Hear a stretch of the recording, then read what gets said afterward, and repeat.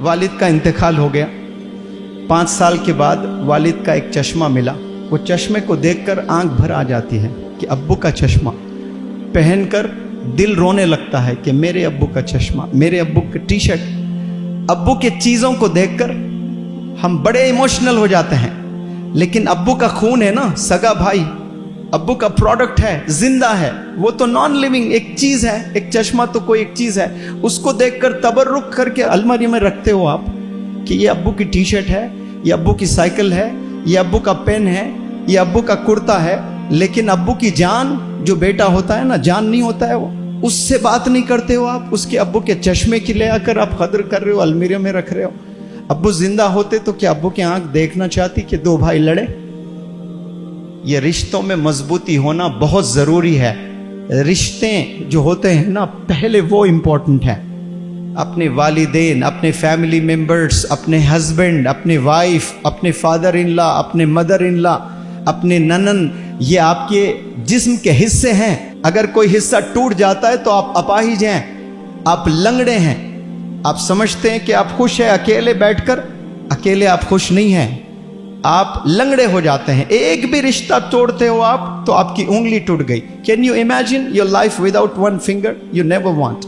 कभी नहीं चाहते कि आपकी एक उंगली टूट जाए, एक हाथ टूट जाए, एक किडनी चले जाए। चाहेंगे आप लोग कभी ऐसा, एक आंख चले जाए? तो आप अगर किसी से अनबन है आप लोग की फैमिली मेंबर्स में, तो आप अपाहिज हो रहे हो, अपनी एक आंख फोड़ ले रहे हो, आप उनसे लड़ रहे हैं। 2 सगे भाई, शादी हो गई, बीवियां आ गए, दोनों में झगड़ा, बात नहीं कर रहे हैं, अंधा हो गया है वो, पैर टूट गया उसका, हम समझते नहीं। एक दौर था 2 भाई जान थे एक दूसरे के लिए, जान देते थे। क्या 2 नए बच्चियां घर में आ गए, दोनों लड़ने लगे। क्यों? वो दोनों ने उचकाया, प्रोवोक किया, तो 2 भाई दुश्मन हो गए, लड़ने लगते हैं, बात नहीं करते हैं। कई सालों से 2 भाइयों में बात नहीं। ऐसे कई घर हैं, इतने फोन्स आते हैं मुझे, सगे भाई है, बातचीत नहीं है। अगर आप लोग शादीशुदा है तो समझ जाएं कि आपकी बीवी, आपके सास ससुर और बच्चियों को कह रहा हूं कि आपका हस्बैंड, आपके ननन, आपकी सास, आपका ससुर, आपके और मजीद रिश्तेदार इन-लॉज में आपके बॉडी के हिस्से हैं, समझना आपने। एक से भी आपकी अनबन हो रही है तो आप हैंडीकैप होते जा रहे हो, आप लंगड़े हो गए, लूले हो गए हो।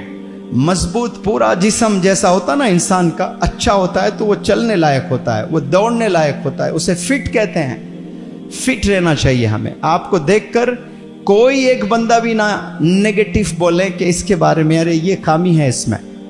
ऐसे कंप्लीट वुमन, कंप्लीट मैन बनने की नीयत कर लें आज आप लोग।